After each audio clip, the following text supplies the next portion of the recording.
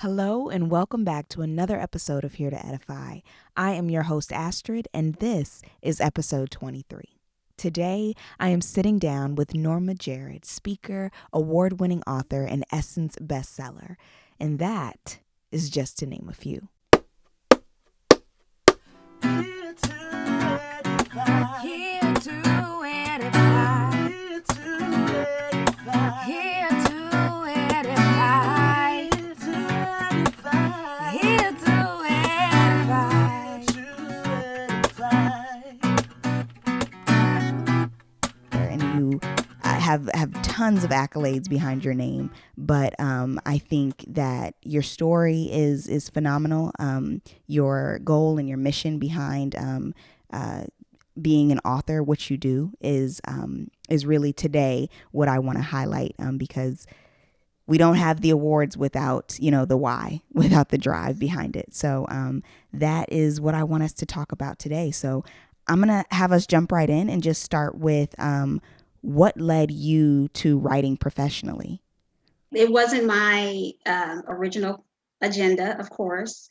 Like many writers, we stumble upon just the path of professional writing by chance. But we all know that nothing happens by chance, it's by God's design. And so I always loved to write. When I was a kid, I read everything. I read things probably I shouldn't be reading, nothing really bad, but more mature books for adults and whatever I could get my hands on.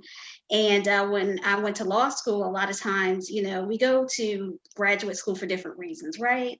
I love the law, I love analytical, and something happened in my family. And I was like, wow, it'd be really helpful to know, about the law and interpreting the law. So I just launched into the pursuit of a law degree. And so, as God would have it, in my last year of that process, I started writing in my journal.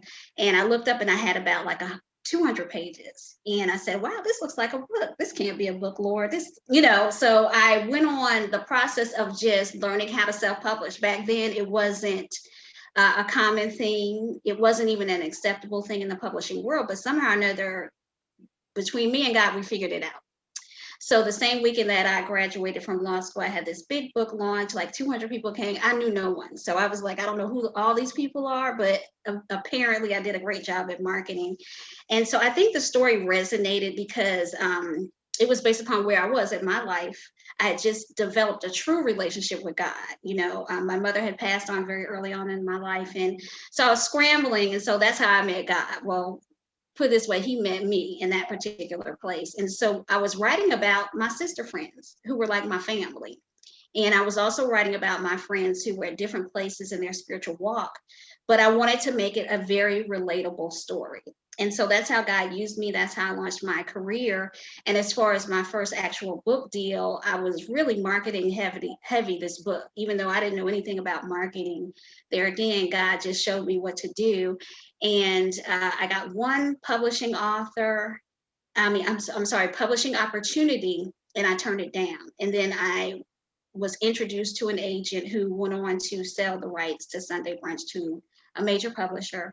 And I went on and got one book deal and then another book deal. And of course, that is how it got started. That's a long way around, but that was the journey. So you were like in law school and simultaneously writing what became your first book. Absolutely. That's how I know it was God, because no way.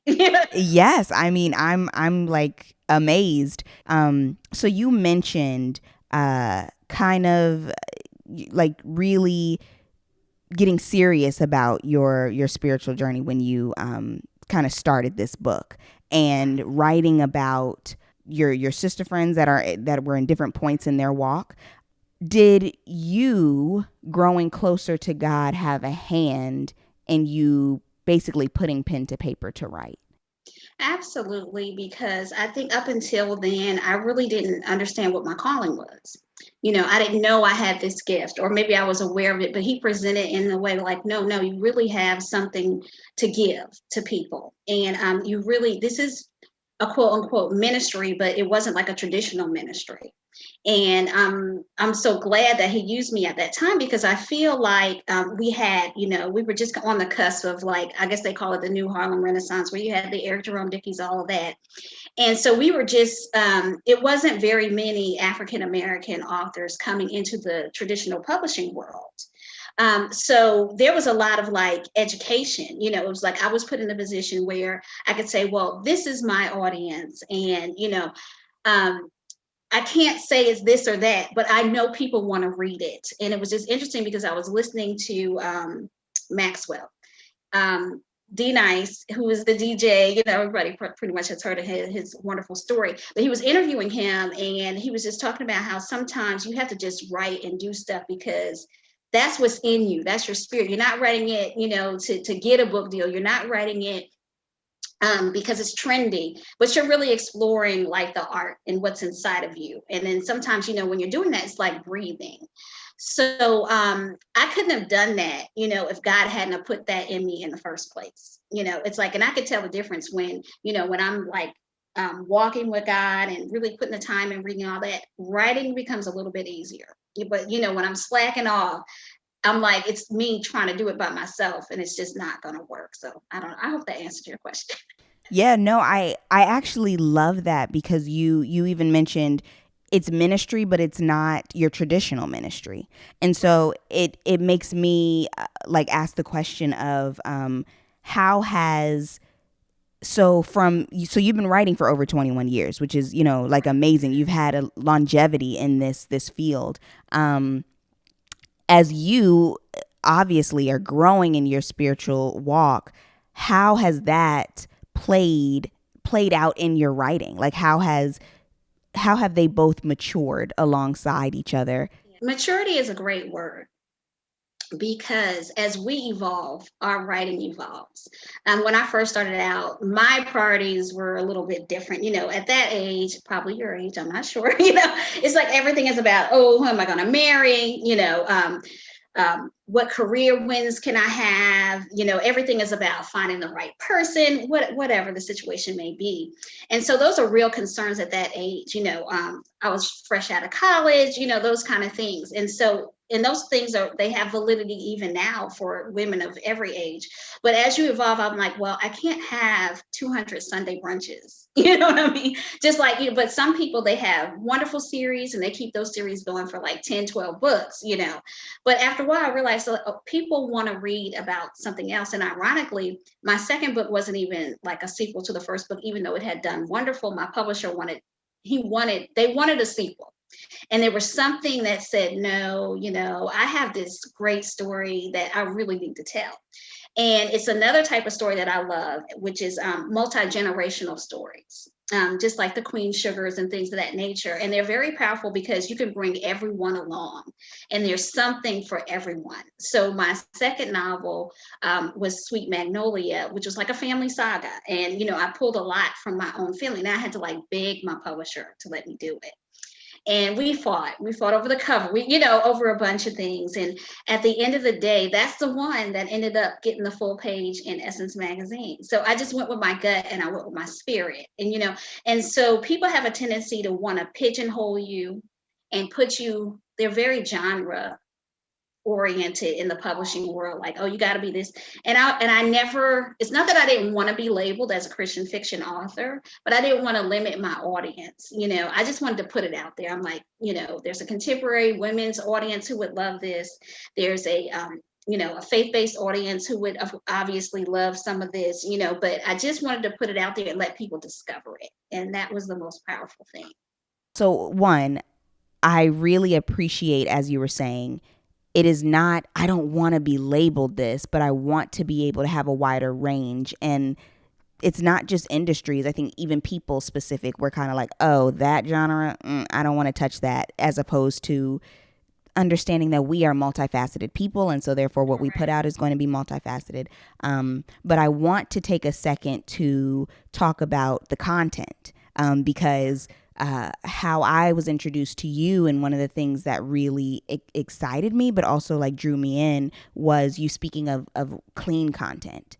And so has that been a struggle to write clean content in a world, where obviously that's not always what sells, but then two, we're also in a world where this could be made a movie, that like, and so it's like that's an industry even more so where clean content is not necessarily, we welcome this with open arms. And so what has it been for you to stay true to who you are, even in you telling this publisher, I have to put this out? What has that journey been to not waver and I'm going to be true to who I am? Right.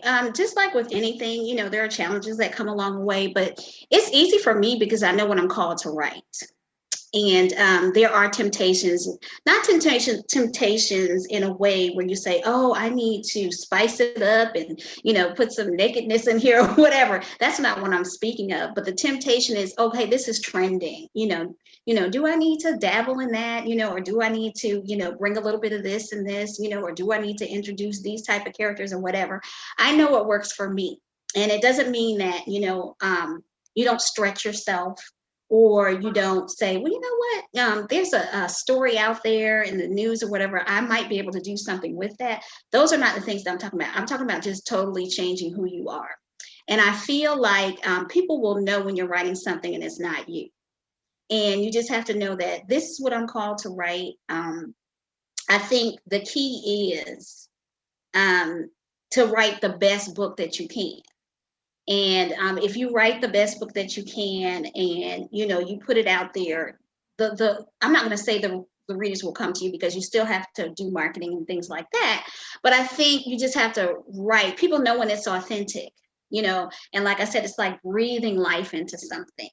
And so, yeah, there are challenges, because sometimes you might look and say, well, this person is writing paranormal, or, whatever kind of salacious stuff or whatever. And like I said, I never say I want to be that person, but I just want to figure out how to win in my own lane. And winning in our own lane means a number of different things. It means, just doing what God tells you to do. And I think with social media and everything, that tends to make you question that. And you just have to kind of dial it back and say, well, wait a minute, I just have to stay focused on what it is that God calls me to do, whether it touches, a million people or two people, and sometimes you can't, like they say, despise humble beginnings. You just have to kind of like keep walking, because even right now in this season, it can be challenging because there's so many writers out there now. So you really have to have a good sense of who you are, and, have your ear in tune to say, okay, well, God, what are you telling me now? What is the next story, or, who is the next person that I'm supposed to inspire? So, but I think authenticity, is the best formula. I love that. It makes me think of your gift will make room for you. It's like you said, if you're, And I think we had touched on this, when we were first initially interacting. And just for example, I love just Ava DuVernay and what she's doing, because people may not even be paying attention, but she does not have a lot of overly sexualized material or content in her, and it's a TV story, but it's just a good example. If you write something really well, and I know she has a team of writers, but I think she's very intentional about this, people get so lost in the beauty of the story. You don't even miss it. Some people really want that. I don't know, there's a segment of population who love that kind of stuff, who love salacious things, or they love, they want to see the full on naked and all that. But I'm not judging, that's them. But what I am saying, it takes a lot more gifting in your writing to still bring that same power and bring that same beauty and love stories, and bring that same storytelling, and without all of that. And I think Ava DuVernay does a wonderful job of that. And so when I think of like, well, how can I display, and it's even more difficult in a book, because you don't have the visual, but you create the visual with your words. And I've always been a person, I'm like, I guess, a very hopeful romantic, and so you want to give women, everybody wants to believe in the love story, even though people say they don't and all this stuff. They want to believe in the love story. They may not want the happily ever after Cinderella version, but they want to see people in love.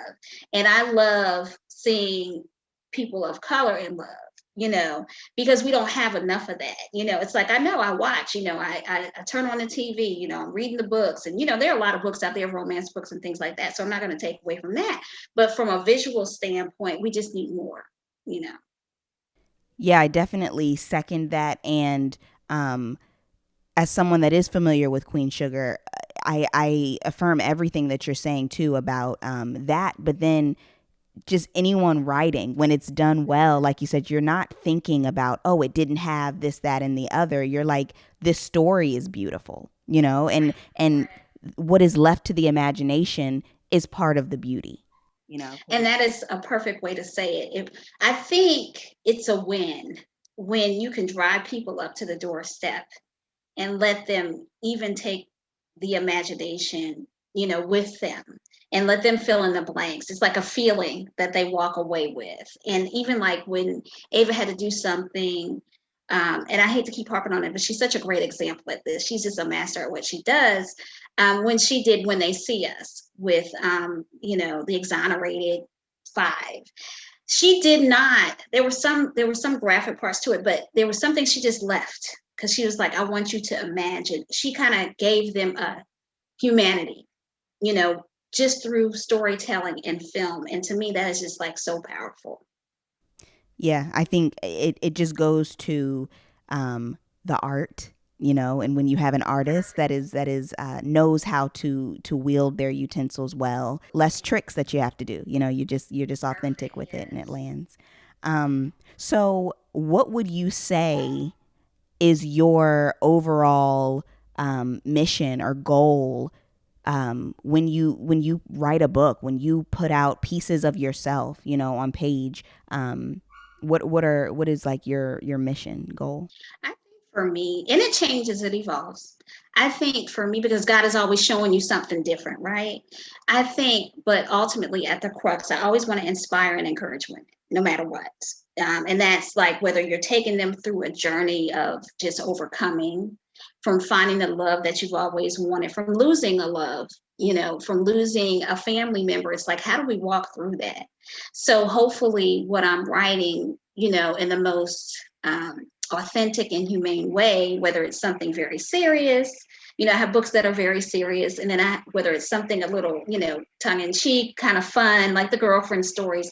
No matter what, there's going to always be something in there to encourage people, and to also to at least introduce them to the power of having a relationship with God. Not, preaching at them, but saying, this is what that looks like. This is what that intimacy with God looks like. At some point, they're going to see that, but then they're also going to be entertained by something. They're also going to be, mesmerized, hopefully, by, just this love relationship between two people, And even in the novellas that I write, I don't want a situation where, somebody just comes and rescues someone, but as a result of them becoming their whole selves and just laying it at the feet of God, then all of a sudden, opportunities open up. They start to figure things out for themselves, or, they do find the love of their lives, or what have you, or, you know, they're healed from something. Because most of the time, I always say that we're all walking around with little shards of glass in us, right? And as we go throughout life, we're just taking those little pieces out, because we come into this world a whole different way. And whether it's passed down from generation or we learn it, it's not what God had originally intended. Otherwise, we would all be walking around here perfect. We're just ultimately finding our way throughout life, And so I want to write about the different stages of that journey. So hopefully, at the end of the day, when people read it, they're like, wow, I'm encouraged, I'm inspired. I'm a better person for reading this book.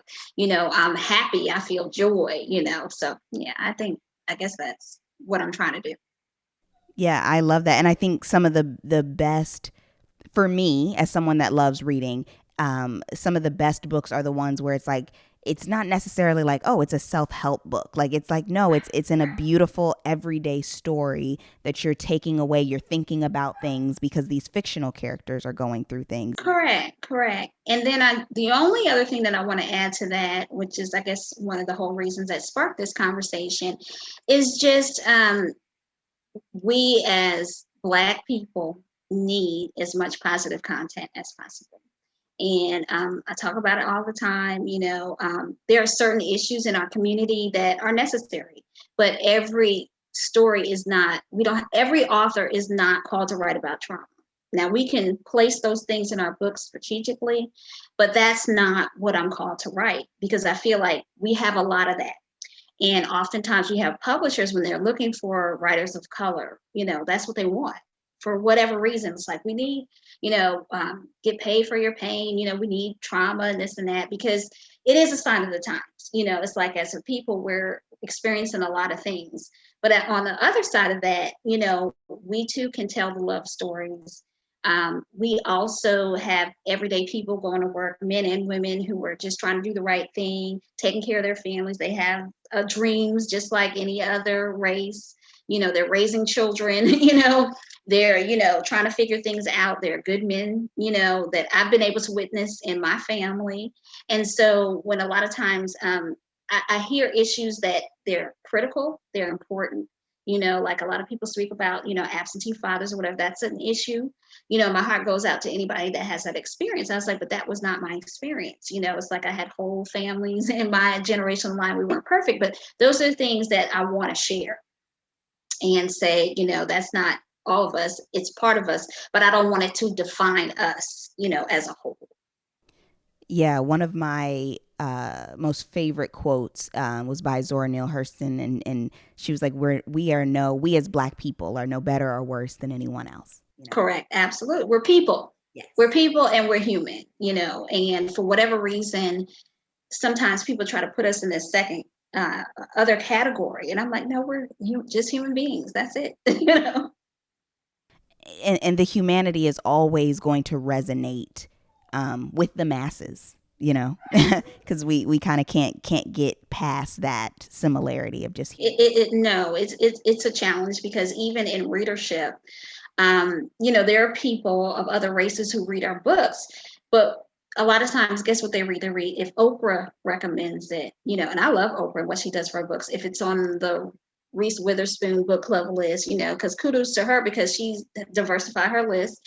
But it's like they don't go outside of that, whereas, for many, many years and decades, as African American people who love books, we've read other genres, white writers or whatever, but sometimes it just doesn't cross over for whatever reason. Yeah. And so that actually leads me to the question of, and it may be an obvious question, but who is your target audience? Because it honestly, I guess what the question comes from is I think of Toni Morrison saying that, like, she was like, I'm writing for Black people, like that is who I'm writing for. Other people consume it, great, but this is who I'm writing for. And just the she was very determined in that bent, like, this is what I'm doing. And so when you think of that, considering, like you said, we have gone out and read other genres, other ethnicities, what is your target audience? I think and I'm going to answer that question, but before I do, I think more so it's like when I'm sitting in that chair and I'm writing, what am I being intentional about? And what I am being intentional about is writing stories about women who look like me. Ideally, when I first started, it was like women in their 30s, 40s or whatever. But now I feel like my goal is to target multi-generational women, but I think it is definitely women of color. If someone else happens to read a book and enjoy it because others have, I just did a book club maybe like a couple of weeks ago, and it was a diverse book club, and so some of the white ladies in the audience were like, wow, I really enjoyed this, or whatever. And I was like, because it's a story, a relatable story, and the characters, they don't just happen to be Black, because there's things about us that, as Black women are recognizable, like our hair texture, or, things that we do culturally, in whatever, things that we say to our children, or whatever it may be. There are things that are specific to the African American culture. So if you read a book, you're gonna see that, in the reading. However, the story is relatable to any woman, but ideally when I write, and I do it intentionally because that was my experience, I'm writing as a Black woman, having a Black woman experience, but also wanting you to see how beautiful and how layered and how multidimensional we are as Black women, as well as our families. And although we are not a perfect people, and I don't want to put this perfect world out there, I do want you to see that we're just doing what we can to be as happy as we can and live the best life that we can. It doesn't mean that even in a family where you have whole families, a Black professional, that you don't have some nephew or something out there that's struggling with something. So those things we have to be real too, but take the flip side of that. The same thing happens in other cultures. It's just not, what they may share all the time. So yeah, I say definitely women, multi-generational women who want to read stories that are relatable, that have some positivity there, and that will inspire and encourage. So, what I can appreciate about just hearing you talk about your target audience, and hearing you talk about the fact that not everyone is meant to write about trauma, is something that I think specifically as Black people we are most qualified to do, is to represent the fact that we have different experiences. So as you said, not everyone has the reality of a fatherless home. Like not everyone, has the reality of what the what would you call it? The stereotypical reality. And so to be able to put that on display, I think those are the moments where people that aren't Black, whether they notice it or not, those are the moments where you're like, oh, wow, I really enjoyed this. Or like, oh, like, yes, we do have distinctive markers as any ethnic group would. But at the heart of it, you love your children, you love your family, you struggle. You like you said, regardless of what this family structure looks like, there is going to be a struggle and there is going to be deep love. It's like serving a person a good meal that they didn't expect. Or, when I did Sweet Magnolia, which was like a family saga, it's like a quilt. It's like made up of all these different materials and tapestries, and then it's just all weaved together, and then you just have this beautiful garment. So if you're willing to, receive the meal, and have this garment presented to you, I think it's worth taking a chance. And like I said, you can't force it on people. It is what it is. But I feel like no matter what, as long as the people who receive the gift receive it, that's good enough for me. I'm not gonna like force it, like, oh, you need to read. No, no, no, no. If you happen to receive this and enjoy it, that's wonderful. But I know there are like a million gazillion other people that could use it, or could appreciate it. And there is the confidence of knowing that you have God behind you. And so whoever this needs to fall on, it will fall on. And you have to tell yourself that over and over again. Even doing a podcast, or even, no matter what you're doing, you have to tell yourself that over and over again. Like, no matter what, God, I just have to trust you. I have to trust you with my obedience, because, it's like, even I would think it's like this for actors, right? They go like decades without a great part, and then they get this phenomenal. That's why I love watching the older movies where you're like, oh, so and so was this and this. I didn't even recognize him, or what have you. But then it's like after year 10, things explode. For me, it's like things exploded like right away, and it stayed that way for a long time. It's like I did get a movie, yeah, I turned it down. But then now I'm in this season where it's like I'm trying to figure out, okay, well, God, what do you want in this season? Because we've done this, the industry has changed, my gift hasn't changed, but, uh, where do you want me now? And he's spoken about it, and, I'm doing my best to, be obedient, but it's like any other creative thing. It's like you have to write, you have to breathe, you have to take a break, you have to counsel with your counsel, who is God, and say, what are we doing here? And it's like, it's definitely a journey. And again, when I first started, and I know I'm aging myself, it's like social media wasn't as big of a thing.